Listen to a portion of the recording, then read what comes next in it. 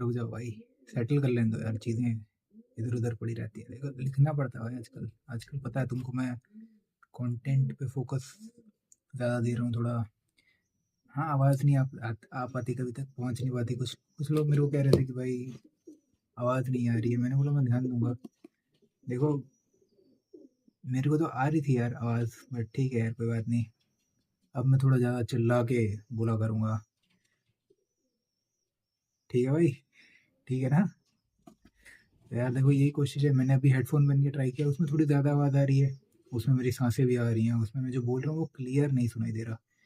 तो मैं आपसे गुजारिश करूँगा, अगर आप थोड़ा वॉल्यूम बढ़ा लें तो मे भी शायद मेरी आवाज़ आप तक पहुँच जाए।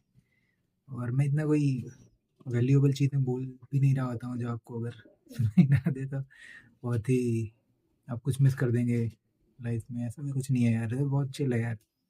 ठीक है, तो हाँ, आज की चीज़ें जो है मैंने लिख के रखी है। ऑब्वियसली लिख लेता हूँ भाई मैं, कोई काम है नहीं मेरे पास, मैं लिखता रहता हूँ। मैं बढ़िया लिखता हूँ। हाँ, तो पहला जो चीज़ है, XIMB भुवनेश्वर, उन्होंने क्या किया है उन्होंने कॉल्स नहीं दिए। नहीं नहीं, कॉल्स के लिए तुम वेट करो भाई, कॉल्स तो आते रहेंगे। तुम शॉर्टलिस्ट हो या नहीं ये जानना इम्पोर्टेंट है। तो उन्होंने एक लिंक दिया है जिस जिस पे जाके आप चेक कर सकते हैं कि आप शॉर्टलिस्ट हुए होंगे या नहीं, मतलब हुए हैं या नहीं।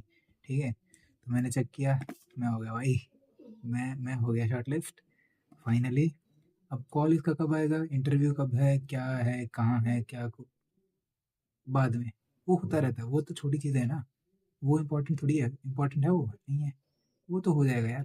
देखो, तो उन्होंने पहले बता दिया शॉर्टलिस्ट है, मेल आता रहेगा, मेल की चिंता मत करो भाई। ठीक है, हाँ। अब मेरा जो अगला इंटरव्यू है वो तो तुम्हें पता होगा कि अब 20 फ़ेब को है, जो कि मुंबई में होगा, और वो आया है रायपुर के लिए। तो तब तक मैं वेल हूँ। ठीक है भाई, तब तब तक तो हम अब तो मज़े करते हैं। तब तक क्या वीडियो डालूंगा मैं, ये डालूंगा। मेरे को कल किसी ने कमेंट सेक्शन में बोला कि आपका प्रोफाइल वगैरह क्या है वो बता दो। तो बताने लायक तो है नहीं इतना कुछ, है ना? बट फ्री बैठे हैं भाई, फ्री बैठे हैं, क्या करेंगे यार? तो मैंने सोचा कि भाई यही करते हैं अब, यही बना देते हैं। कुछ कुछ ना से कुछ हाँ सही, क्या बोल गया मैं? हाँ, तो सुनो भाई, ठीक है।